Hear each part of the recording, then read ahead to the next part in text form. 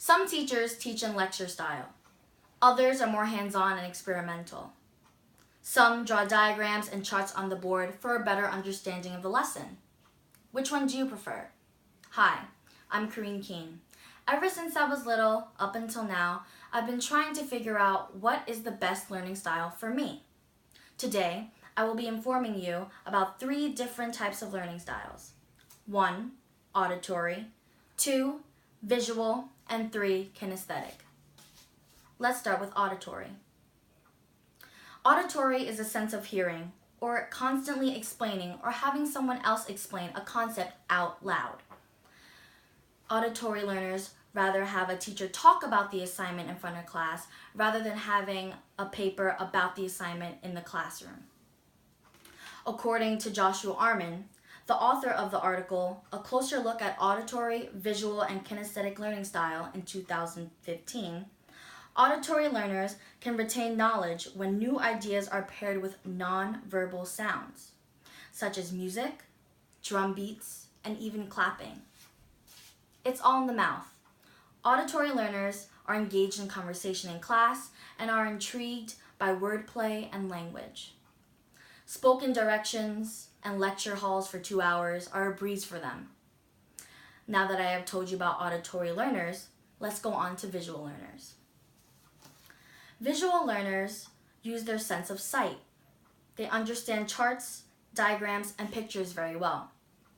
According to Michael Yankee in Teaching the Learner, published in 2006, statistics say about 40% of college students are visual learners. They prefer to be taught through pictures, diagrams, flowcharts, timelines, films, and even demonstrations in class. In contrast to an auditory learner, visual learners prefer a handout of the assignment rather than having the professor talk about the assignment in class. Now that I have talked about visual learners, I will move on to kinesthetic learning. Kinesthetic learning is when you absorb information with touch, movement, and even motion. Children use pattern blocks to learn math, adding and subtracting, while adults may use laboratory time, lab time, to understand the lesson in biology, earth science, whatever that may be. According to Daniel Willingham's article, Do Visual, Auditory, Kinesthetic Learners Need Visual, Auditory, and Kinesthetic Instruction? Published in 2017. Most children with good kinesthetic memory may have an edge in sports, handwriting, and even painting. The arts and sports combine with kinesthetic learning. Kinesthetic learners are always hands-on. What I found interesting is this diagram by Stefan DiCarlo in 2007 is the difference between a female learner and a male learner. We have the key here, visual, auditory, read and write, and kinesthetic. So if we compare, kinesthetic for females are just 33.3%, while in males, only 4.2% of males prefer kinesthetic learning.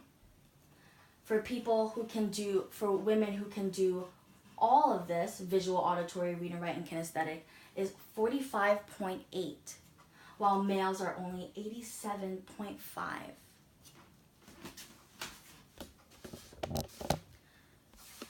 In conclusion, I have informed you of 3 different types of learning: auditory, visual, and kinesthetic.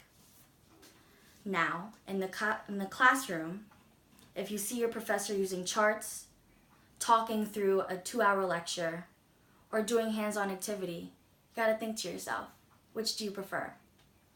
I'm Kareen Kien. Thank you for listening.